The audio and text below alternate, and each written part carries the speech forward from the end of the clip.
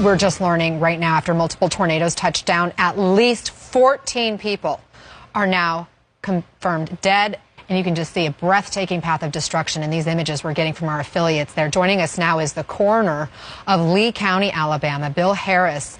And Bill, first, condolences to you, your community, for this devastation that you're experiencing. You think, I understand, there's a good chance that this death toll is still going to rise. Why? Very well could. My understanding, I'm about a mile from where most of the destruction has taken place, and it's my understanding that they still have not been able to get to parts of that area as they're going through the houses and rubble looking for people. Oh, that is gut-wrenching to hear. Walk me through what happened when this tornado ripped through. It was in a rural area south of Opelika, Alabama. It came on pretty sudden. They had fair warning, and then it just hit with a vengeance, and it just destroyed a very large area. And I don't even know how many people were injured, but just multiple injuries. They are still pulling injured people out every now and then and transporting them for treatment to the hospital. And what are you seeing? I'm not at the scene where all the destruction is, but I've gotten reports from the people that are out there, my deputy coroners, that are retrieving the decedents, and he said it's just total destruction. Coroner, stay with me. I still want to come back to you, but I want to bring in as well Lee County Sheriff Jay Jones. I know, Sheriff, you are at the scene. Walk me through what you have observed and the current state of play, the situation on the ground right now. We have a pretty significant area of damage. Is located about 6 miles south of the city of Opelika. We're in the southern portion of Lee County. North of U.S. Highway 80, I would possibly as much as a half a mile wide trail of destruction and traveling several miles to the east when the storm touched down. We have multiple residences that have been completely destroyed, and it appears at this time that we have 14 confirmed fatalities. And are you still pulling people out of the rubble? Are first responders still working through the debris? Our priority, of course, is search and rescue at this time. That's been continuing since the moment the storm passed. We're continuing those efforts now. We're hampered, of course, by darkness at this point in time, but we do have some K-9 teams that are coming into the area. Again, darkness is a factor, and, of course, the significance of the debris and the damage also is hampering efforts, but we are making efforts. In terms of the injuries, what can you tell us about those? We had several injuries. I do not have an exact number, but I do know there were several individuals transported to our regional medical center in Opelika for treatment, and some of those injuries were significant. You mentioned darkness. We can see in some of the pictures we've seen now on the ground, there's a lot of debris everywhere. What is the biggest challenge? The challenge is just the sheer amount of damage and debris that's all through the areas where the homes were located.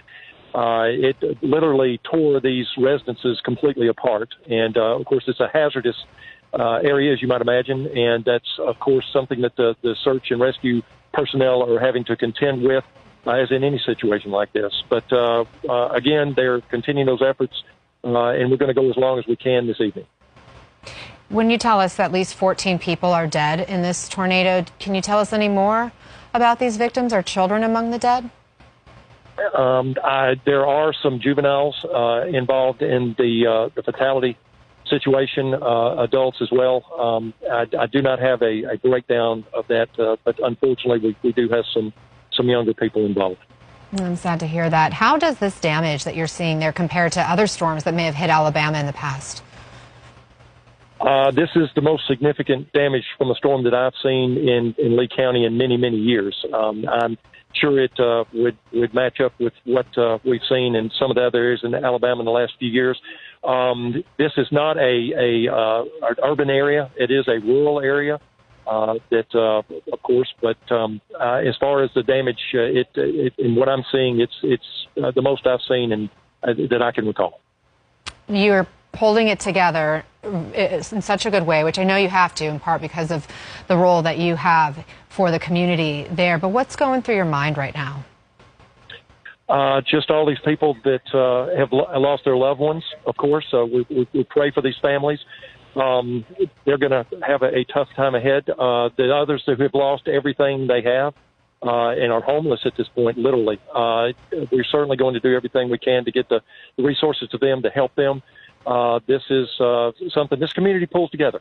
This area is significant. We had volunteers coming from everywhere earlier this afternoon wanting to help, just anything they could do at all. People respond well, and we've got a lot of people on scene helping. Back to our coroner who's joining us, Bill Harris. Bill, we're hearing children may be among the dead. In your experience, have you ever had any experience like this? As a matter of fact, back when the tornadoes ripped through North Alabama, and I believe it was in April 2011, our escort team was deployed to North Alabama, where the devastation was terrible up there, and just great more fatalities in that storm than there were in this one.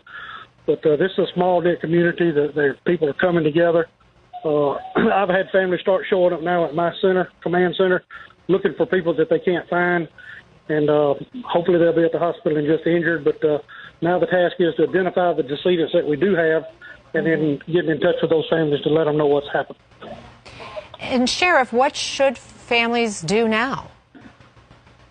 Well, at this point, we're trying to make sure that the individuals that were residents in this area, that they report to their families, let them know that they're okay.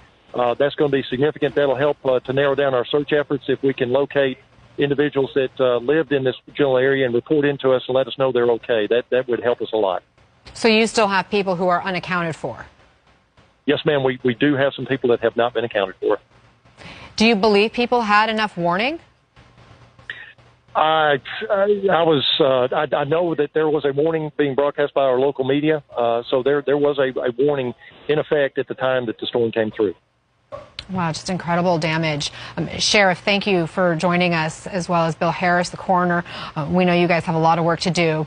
Thank you both again for being our eyes and ears, helping to inform our viewers, our thoughts, our prayers, sending best wishes to your whole community. Let's get over to CNN meteorologist Tom Sater now in the CNN Weather Center. Tom, this sounds just awful. In terms of the damage, we talked to somebody with the National Weather Service who says preliminarily they're believing this could have been at least an EF3 tornado. Yep, talk to us a little bit more about that.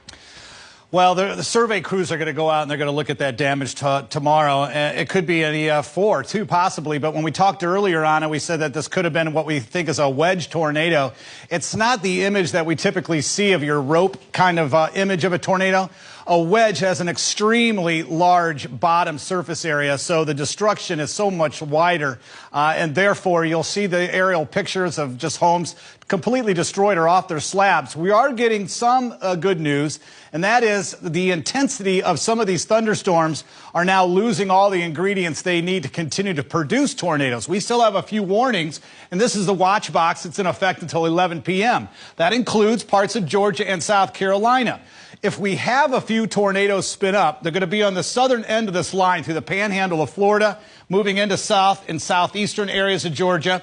Good news is we had a tornado warning knocking on the door for Columbia, South Carolina. That is no longer in effect. It's a severe thunderstorm warning. But when you look at the area of concern right now, this is Panama City, so the line has moved through to the east. But we have a couple of warnings now in effect. That's going to take it close to Tallahassee or just to the south if it continues.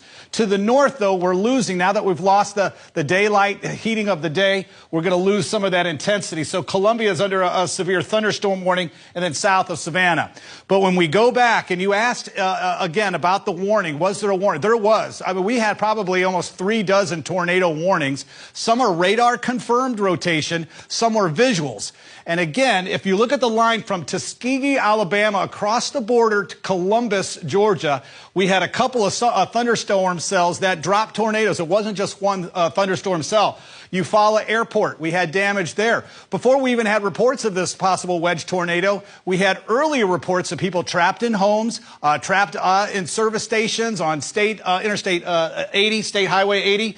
Warner Robins, south of Macon by about 7 miles. So there's a lot of surveying that the crews are going to do. It's just unfortunate now that we've lost daylight. And for these first responders and crews that are out there, they're working in darkness with the exception of getting any kind of light. And I'm sure they're bringing in as much as they can.